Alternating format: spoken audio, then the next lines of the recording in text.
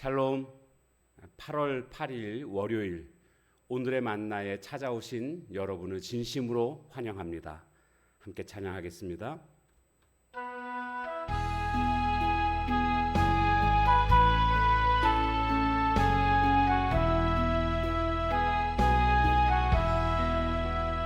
나의 영원하신 기업 생명보다 귀하다.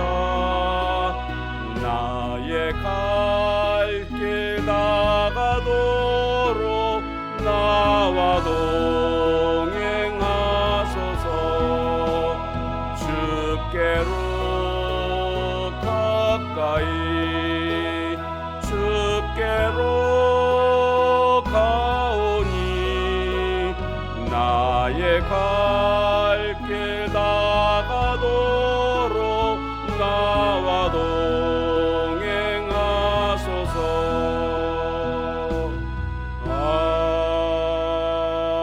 아멘.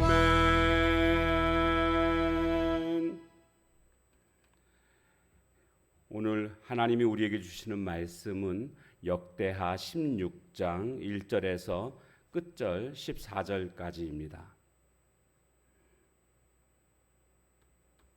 16장.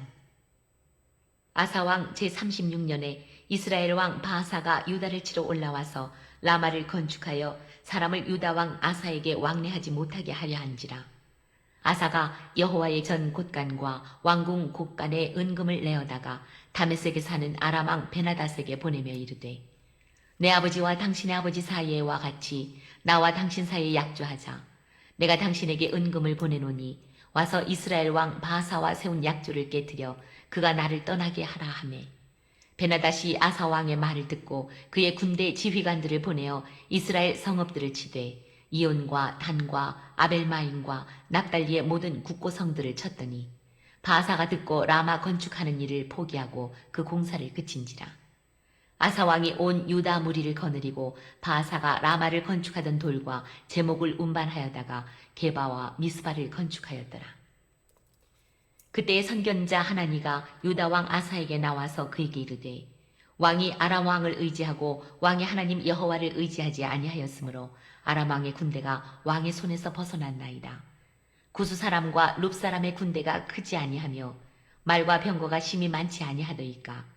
그러나 왕이 여호와를 의지하였으므로 여호와께서 왕의 손에 넘기셨나이다.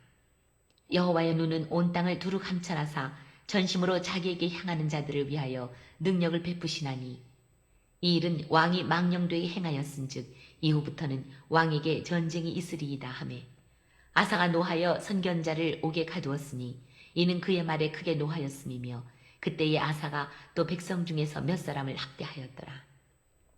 아사의 처음부터 끝까지 행적은 유다와 이스라엘 열왕기에 기록되니라. 아사가 왕이 된 지 39년에 그의 발이 병들어 매우 위독했으나 병이 있을 때에 그가 여호와께 구하지 아니하고 의원들에게 구하였더라.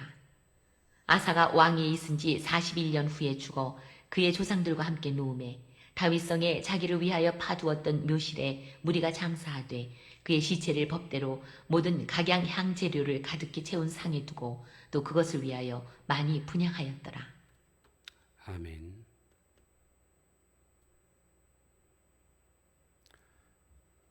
아사 왕은 하나님을 잘 섬기는 왕이었습니다. 그래서 35년 동안 하나님께서 그 땅에 평화를 주셨습니다. 전쟁이 없었다는 것이죠. 그런데 오늘 1절에 보니까 아사 왕 제36년에 이스라엘 왕 바사가 유다를 치러 올라왔다. 이제 전쟁이 시작되었다라는 것을 알 수가 있습니다. 아사 왕은 이 위기 속에서 어떻게 처신하는가를 우리가 살펴보게 되면 아람 왕 베나닷에게 도움을 요청합니다. 그래서 왕궁에 있는 은금 그리고 성전 곳간에 있는 은금을 다 모아가지고 그것을 보내면서 북이스라엘을 공격해 달라는 겁니다. 아람 왕은 이 말을 듣고는 아사 왕의 요청대로 이제 북이스라엘과 맺었던 조약을 깨고 오히려 북이스라엘을 공격하게 됩니다. 그러자 북이스라엘 왕 바사는 지금 유다를 공격할 게 아니라 아람의 공격을 막아내야 될 그런 상황이 된 것 아닙니까? 그래서 급히 돌아가게 됩니다. 그런데 우리는 여기서 좀 생각해 보아야 할 것이 있습니다. 어려움이 닥칠 때에 어떻게 이 어려움을 이겨내야 하는가? 이 부분이 우리에게 아주 중요한 부분입니다. 지금 아사 왕은 자신의 지혜로, 이것을 또 다른 말로는 꼼수로 이렇게 말하면 될 것 같습니다. 아람 왕을 이 전쟁에 끌어들였고, 그래서 남유다는 잠깐 이 위기로부터 벗어나게 되는 이러한 상황이 벌어지게 됐습니다. 자, 그러나 이것은 결코 올바른 모습이 아니었습니다. 왜냐하면 그 다음에 보면 선견자 하나니가 아사 왕에게 와서 지금 이렇게 한 것은 잘못됐습니다 라고 하나님의 말씀을 전하는 모습을 보게 됩니다. 그것은 무슨 뜻입니까? 하나님께 진심으로 구하였어야 되는데 하나님께 전심으로 구하지 않은 것, 이것은 잘못된 것입니다. 이 9절에 나옵니다. 9절에 보면 여호와의 눈은 온 땅을 두루 감찰하사 전심으로 자기에게 향하는 자들을 위하여 능력을 베푸시나니, 전심으로 하나님께 향한다, 하나님께 도움을 요청하는 자에게 하나님은 능력을 베풀어 주신다라는 겁니다. 전에 구스 사람이 세라가 그렇게 쳐들어왔을 때도 100만의 사람을 또 많은 병거를 이끌고 쳐들어왔을 때도 하나님께 도움을 요청했더니 하나님이 승리하게 해주시지 않았습니까? 그런데 지금 왕은 망령되이 행하셨습니다. 하나님의 도움을 요청한 것이 아니라 이방 민족인 아람의 도움을 요청했습니다. 이것은 올바른 행동이 아닙니다. 그래서 이렇게 말하죠. 이후부터는 왕에게 전쟁이 있으리이다. 그러니까 지금 당장 불은 껐지만 앞으로 큰 어려움들이 많이 있을 것이다 라는 것을 말해 줍니다.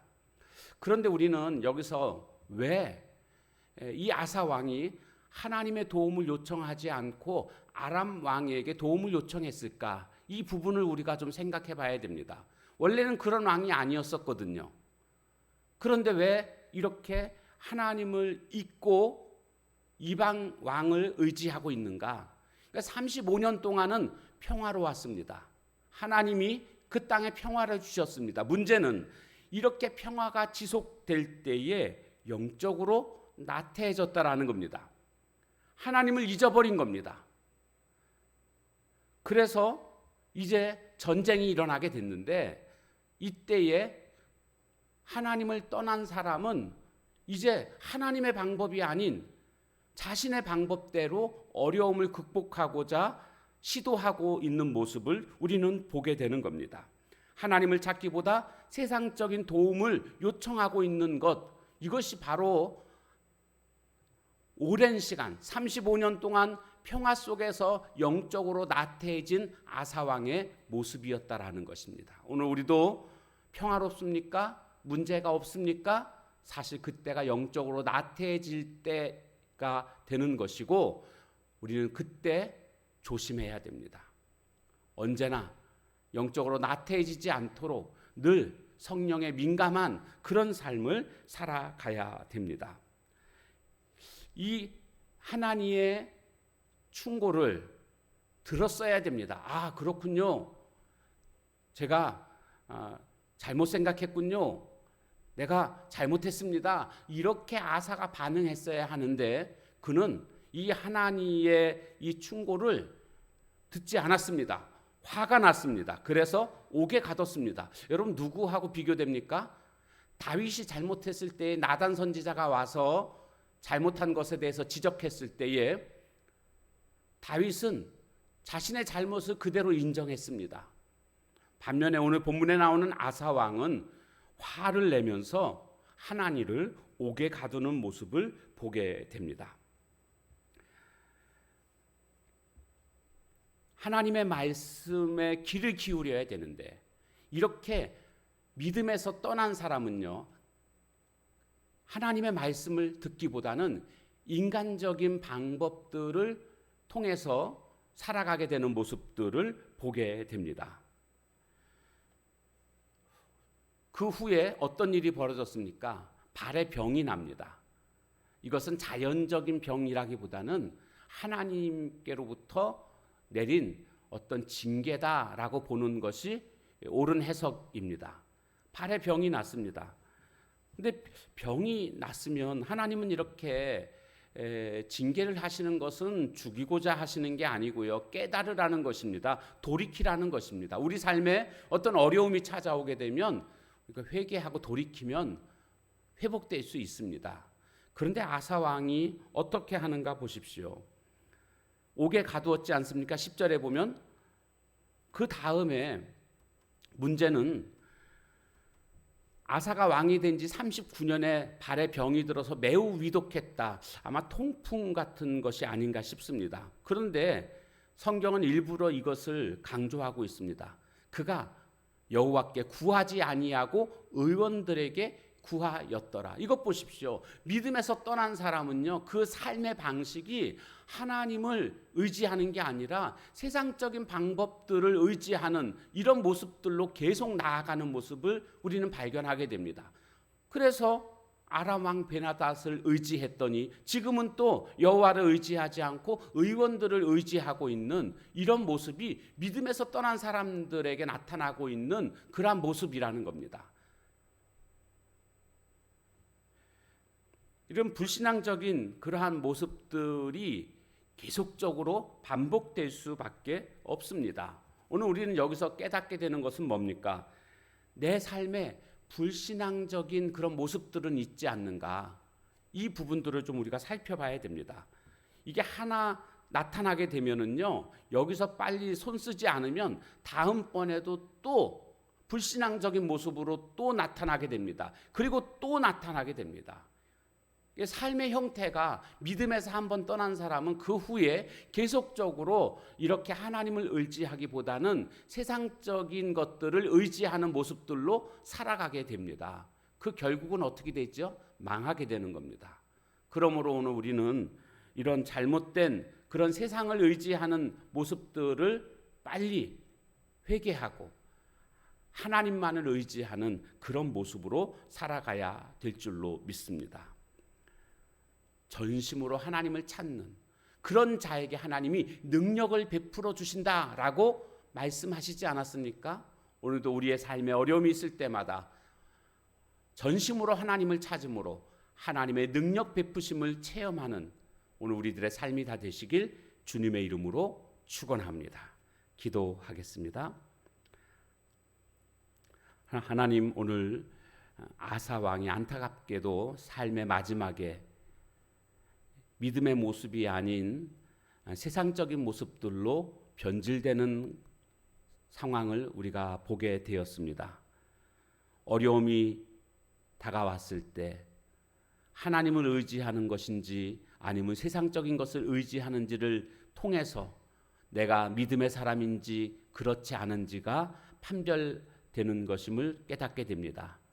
주님, 오늘 우리는 삶의 어려움이 찾아올 때에 세상적인 방법을 의지하는 사람 되지 말게 하시고 오직 전심으로 하나님을 찾음으로 말미암아 능력을 베푸시는 그 하나님의 능력으로 어려움들을 이겨내는 저희들의 삶이 되게 하옵소서. 그런 믿음의 사람이 되게 하옵소서. 예수님의 이름으로 간절히 기도하옵나이다. 아멘. 주신 말씀 붙들고 기도하는 시간, 또한 각자의 기도 제목 가지고 기도하는 시간 갖도록 하겠습니다.